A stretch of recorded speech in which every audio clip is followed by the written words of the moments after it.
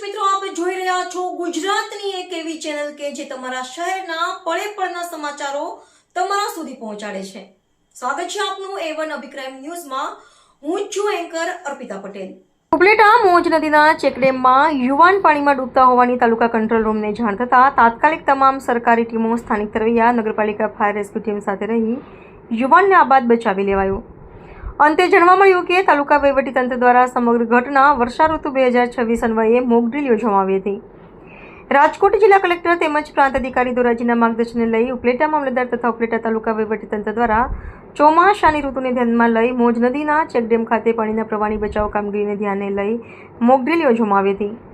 જેમાં હાલ ચોમાસાની ઋતુ શરૂ થવાની તૈયારી હોય ત્યારે અતિવૃષ્ટિ કે બાઢ અથવા કોઈ કુદરતી આફતોને લઈ આગોતરી બચાવ કામગીરીને પહોંચી વળવા નગરપાલિકા, fire team, medical team, police વિભાગ, વિવિધ રેસ્ક્યુ ટીમો સહિત ડીપ ડાઇનિંગ ટીમની મદદથી મોજ નદી પરના ચેકડેમમાં યુવાનને ડૂબતા બચાવવાની કામગીરી સહિત મેડિકલ સારવાર સહિતની મોક ડ્રીલ યોજવામાં આવી હતી.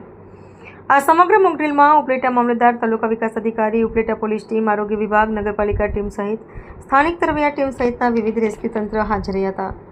રિપોર્ટર ભાવેશ ગોહિલ, ઉપલેટા. આગામી વર્ષા ઋતુની સિઝનને ધ્યાનમાં રાખીને ઉપલેટા શહેરમાંથી પસાર થતી મોજ નદીના કાંઠે સોમનાથ મહાદેવ મંદિર નજીક આવેલ ચેકડેમ પાસે એક વ્યક્તિ પાણીમાં ડૂબે છે તેવો મેસેજ તાલુકા કંટ્રોલ રૂમ મારફત સંબંધિત ઓથોરિટીને પાસ ઓન કરવામાં આવતા નગરપાલિકા ઉપલેટા, સ્થાનિક તરવૈયા, પોલીસ તંત્ર, તાલુકા હેલ્થ ઓફિસ વગેરે તમામ સ્ટાફ ટૂંક સમયમાં જ સ્થળ ખાતે પહોંચી ગયે અને ત્યાંથી પાણીમાં ડૂબતા વ્યક્તિનું રેસ્ક્યુ કરવામાં આવે અને સારવાર માટે ખસેડવામાં આવે.